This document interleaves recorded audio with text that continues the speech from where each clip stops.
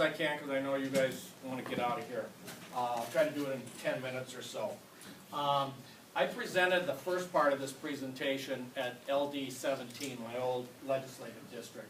And basically what we were doing is we were going into the Tempe mayoral and city council election, and we had in my precinct 8 precinct committeemen slots and 8 precinct committeemen, and I tried to come up with a strategy whereby we'd be able to get out the vote effectively. So what did we do to do this? We used Voter Vault. Back then, Voter Vault 3 was the tool we had. Every Arizona precinct committeeman has access to Voter Vault, or had access to it. And it's easy to use. You get a manual. This is the manual. It's 10 pages. There's 10 pages to figure out how to use this system. And very easy to use. If you can use the internet, you can figure out Voter Vault. Plus, they've got telephone support and other support. And all you needed was an internet connection. You had to use Internet Explorer. It wouldn't work with any other browser. A printer, so you could print out walking sheets. And then now, instead of Voter Vault 3, we've got this thing called GOP Data Center, which is better than Voter Vault 3. I used it last night for the first time, and it works. This is not hard to do, but it takes your initiative. The precinct committeeman has to do this. All precinct committeemen get access to the new GOP Data Center. So here's the example. My old precinct, Tempe 59, before the 2012 Tempe city election, we had 895 Republicans in it. And again, 8 PC slots, 8 filled. Of the 895 Republicans, 36.75% are perfect voters. They voted four times in the last 4 elections, primary or the general. So we figured we're not going to touch those people. They'll probably vote. On the other end of the spectrum are the 0-4 Republicans. Those are the people who haven't voted in the last 4 elections. 7.3%, 66 of the voters of the 895 were what I call VINOs, voters in name only. You know, they're registered, but yeah, gee, why should I vote? You know, and they're probably good people. They just need a nudge, you know, and that's what the PCs have to do, nudge them. 113 were 1 and 4s. They voted once in the last 4 elections, and 121 were 2 of 4 voted 50% of the time. And then 20 were the 05s. These are the people who just moved into the precinct, no stats for them, or they just turned voting age and they just registered. There were 20 of those. And then the 3-4 voters, we were going to treat them like the 4-4s. We're just not going to bother with them. They'll probably vote. I wanted to limit the amount of time for each PC as little as possible, try to be as targeted as possible. So to recap, add up those numbers, 320 voters. 320 voters, again, what I call the VINOs. They're voters in name only. And we had 8 PCs to nudge or touch them. So that's 40 voters per PC. Now, approximately 30 of the 40 were early voters, so 30 phone calls, door knocks, and literature drops for the early voters for each PC. When the early ballots went out, that's what we did. And then we followed up with the other 10 phone calls a few days before Election Day. This is my section of that printout, walking sheet. I basically, this was about 8 or 9 pages long. I counted down about 35, 40, drew a line, put my name there. Continued on, Bob, the guy across the street, he was going to get the next 40 names. And then this is how I kept track of everything. As I made almost every voter in Voter Vault has a phone number. I called them, I wrote down how the call went, and then I used it again in the general election. So, what little did we do?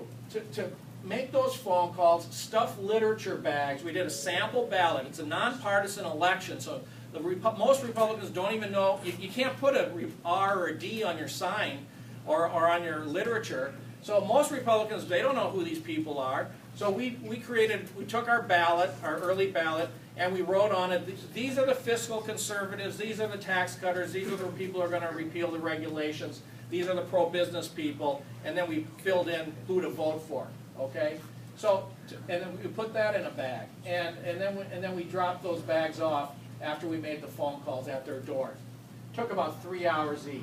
Okay, 3 hours before the primary election, about a little less than 3 hours for the general, because we'd already done it once before. So what were our results? Compared to the citywide average of all voters, we had almost double the turnout of Republicans in both the primary and the general election. I'll give you some hard numbers in a minute.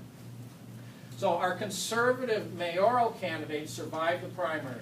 One of our two conservative city council candidates survived.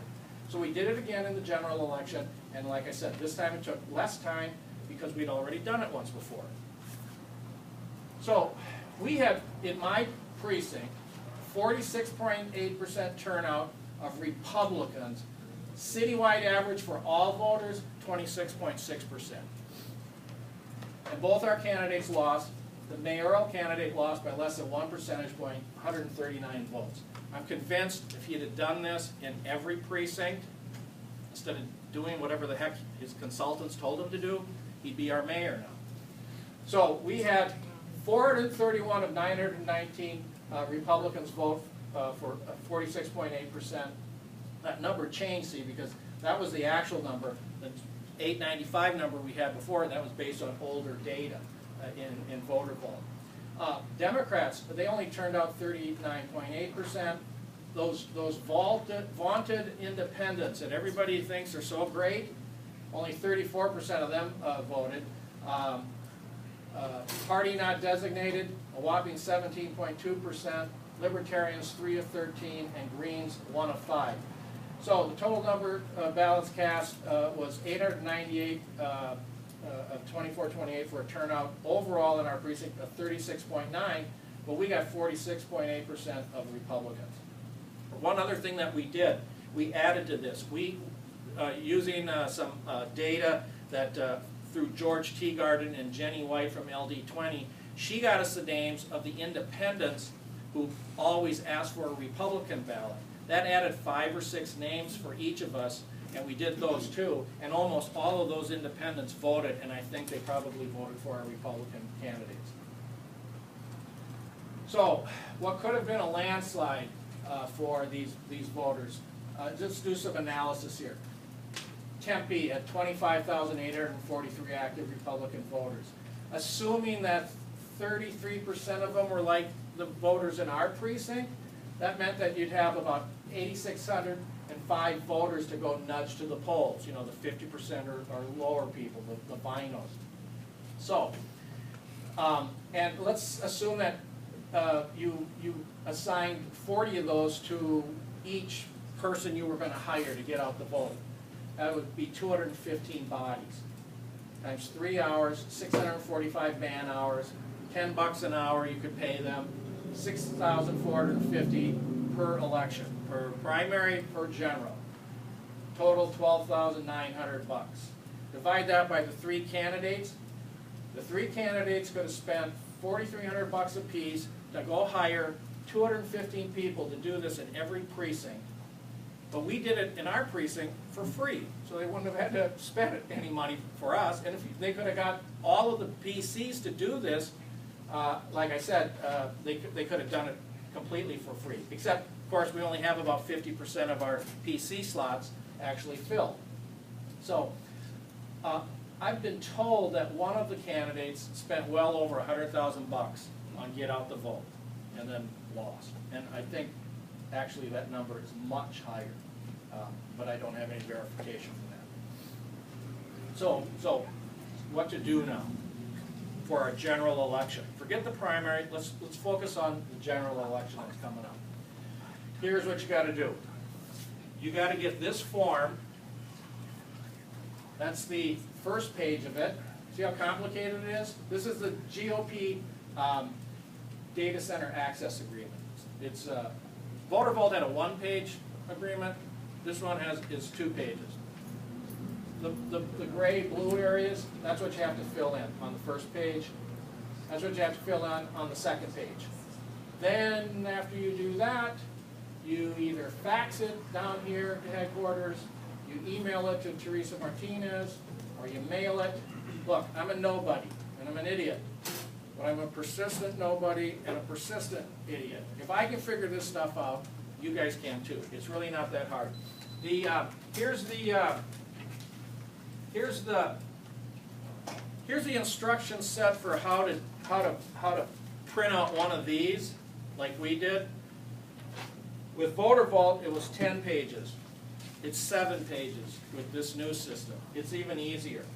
Okay, and with this system, you can actually pull in those independents who always vote a Republican ballot. You can do that too, so it's even better. So we've got to focus. We've got to really focus now on getting out the vote in this most important election that's coming up. And this strategy works. Okay. So I've already used this now, the data center. I did this last night online. In my new precinct, which is my old precinct with a little bit of an addition to it, it's bigger. Now we've got 1,446 total Republicans. 620 of them are these vinos. But we've got 12 precinct committeemen instead of 8. We've filled up all the slots. So that's 50 voters per precinct committee. So it might take a whole 4 hours before the general election to contact these voters by phone and drop some literature off at their door and maybe even talk to them at their door to save civilization as we know it. So all you need is Internet Explorer. I found it didn't work with Firefox, so I used Internet Explorer. It takes a little bit of time and an internet connection. That's all it takes. And last slide here is how to find volunteers and new voters. I've got a friend down in Florida. Down there they use a club system as opposed to a legislative district committee system. They'll break their committees into clubs. And so he's in Volusia County, the home of the Hanging Chad. And what they did is they went out to festivals, county fairs, whatever.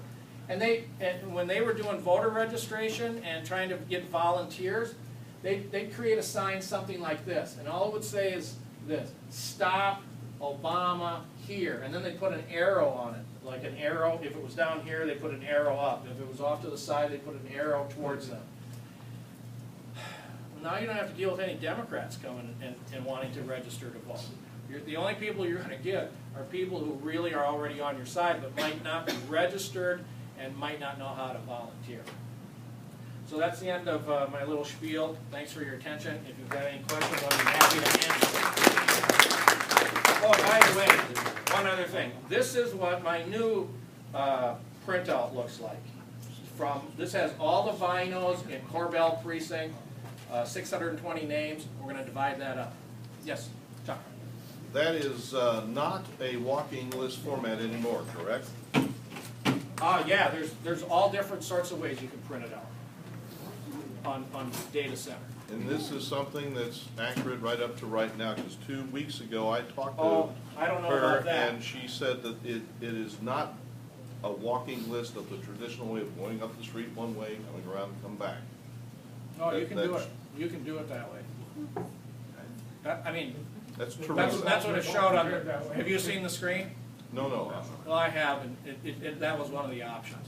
So, but look, one other thing I wanted to say is this: data center is probably adequate, but I recommend every legislative district look into some other tool. Like I looked into yesterday, political gravity, which American Majority gives away, which was incredibly powerful, including being able to have your walking list right on your smartphone with survey questions where if you were at the door and you were doing a survey, as they answered them, you'd touch a button, yes or no, and it would update the database on real time. So look into other tools. I highly recommend looking into either our votes or political gravity. And there's another thing called Nation Builder. You can find those on the internet. Thanks. Unless you got any other questions.